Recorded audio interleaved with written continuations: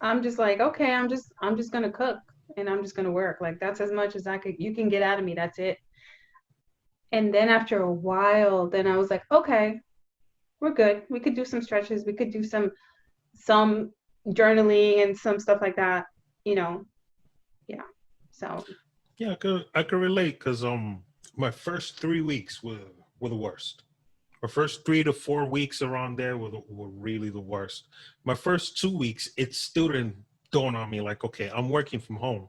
It just felt like if I was still on autopilot because I felt like, oh, I can actually catch up on some sleep and just get up 30 minutes before I have to start work and have breakfast and go right to work.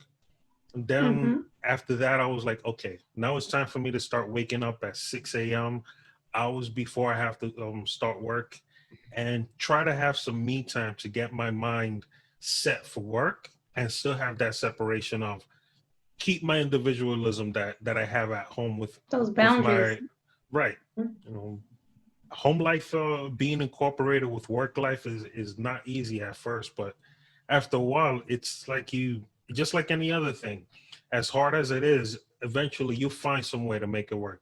That's a scary thing but also a wonderful thing about us as human beings. Despite some of the things that we wish were different, if it goes on for long enough, we don't just budge. We wind up adapting and learning ways to get around it and hmm make it work. It's true. That's true. And then it became like a new experience. And I was like, okay, this is nice. I get to be home with the kids, but everybody kind of needs their own space because remember, everybody was doing school. Yeah. Um, so she needed her space for school and Zoom time. She needed her space, and I needed my space.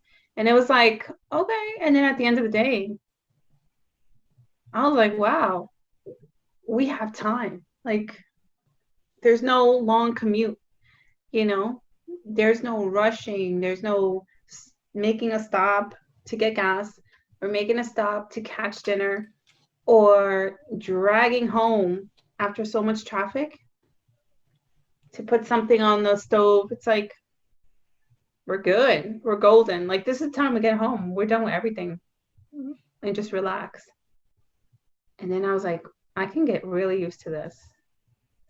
The number one thing that we can all take away from this, for some reason, even if it's by default, you're still saving money. I It's mean, true. we don't have to plan to save money. We're just spending less money on gas, less money on eating outside, or wind up buying something that we don't need because we were outside and being bored. You hit it right there. That's that's the truth. Yeah, it's true. So, the discipline too of like now, because especially here in Miami, they're like, oh, it's the epicenter now, da da da. So no matter where you go, the only thing really here to do is go to the stores. You're not gonna find like, you know, a plethora of things to do. It's like everybody has things to do as far as errands, and everybody's like flooding the stores, right? Yeah.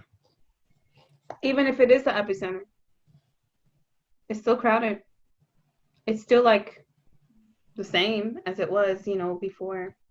Wow. But now you don't want to hang around.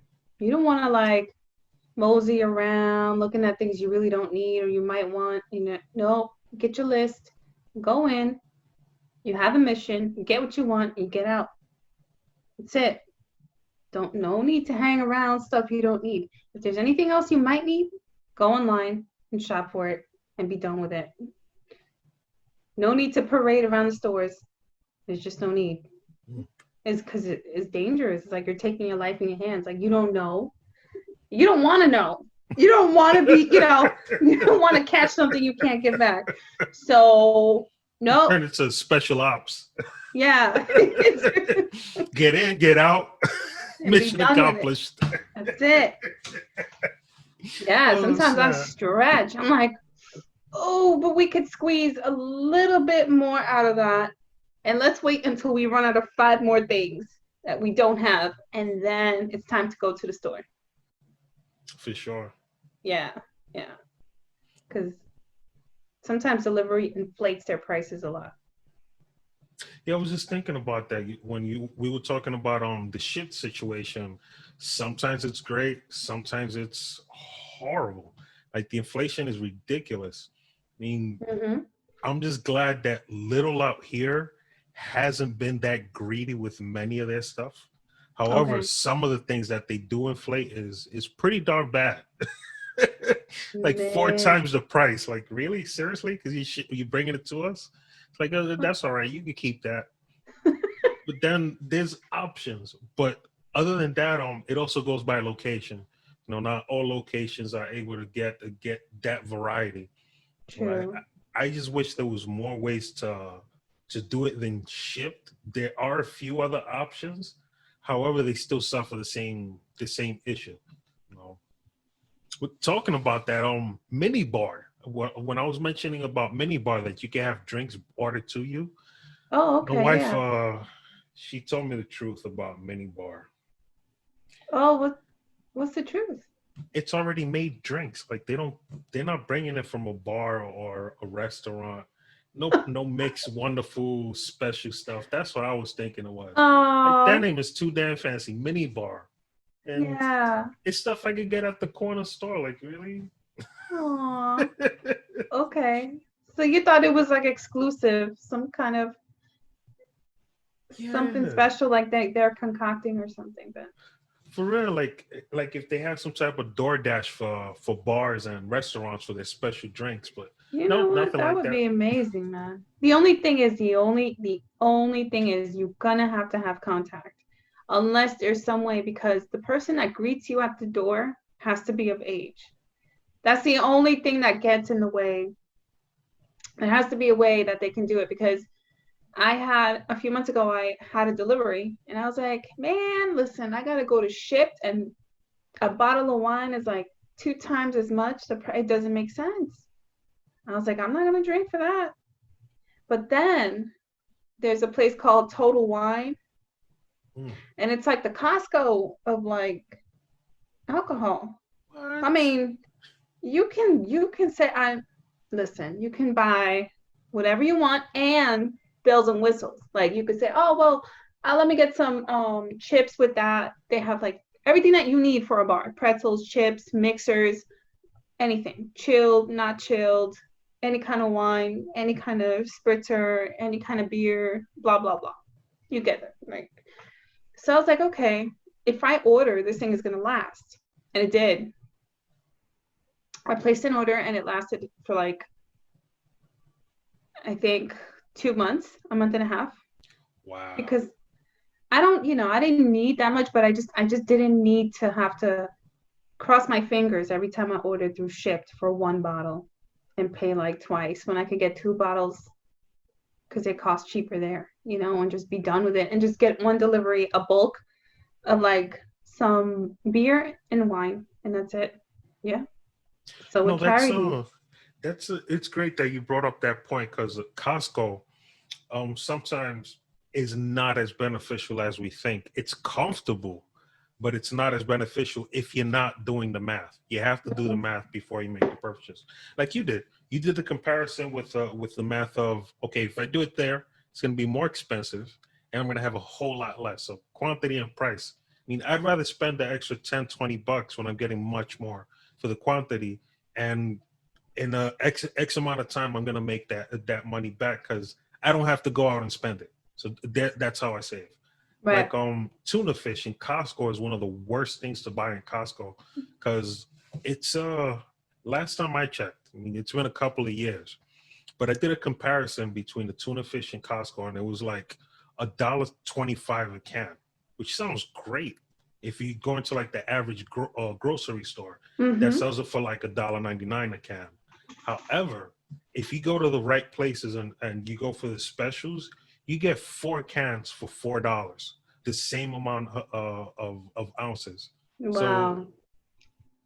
there is when you wind up losing, like, okay, I have it in bulk, but now I'm adding an extra quarter for each and every one that I'm purchasing when I could have gotten an additional 8 cans had I not bought it in bulk. Right. See? Yeah.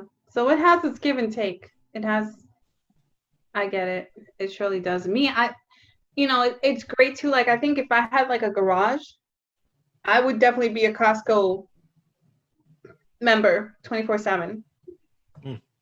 because I would have a place to store it, and I would buy like an extra freezer or something and just keep things there in another freezer.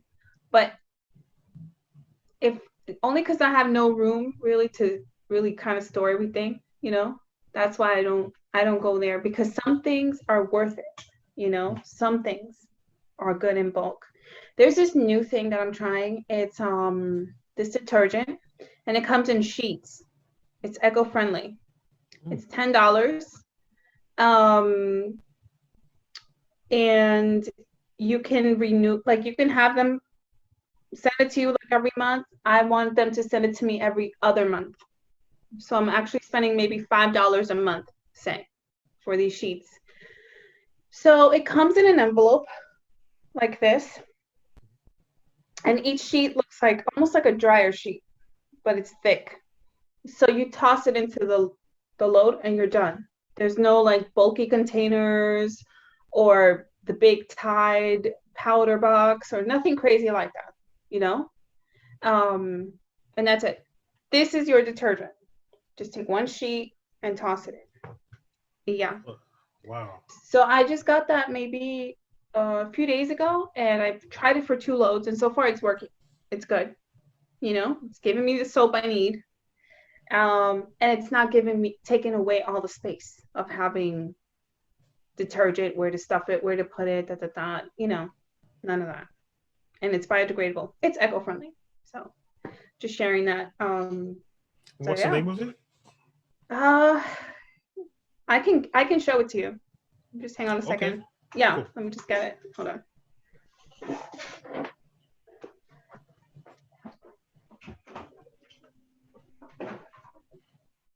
All right. So she goes and gets that. Just gonna go ahead and say that. Smirnoff raspberry. This thing is delicious.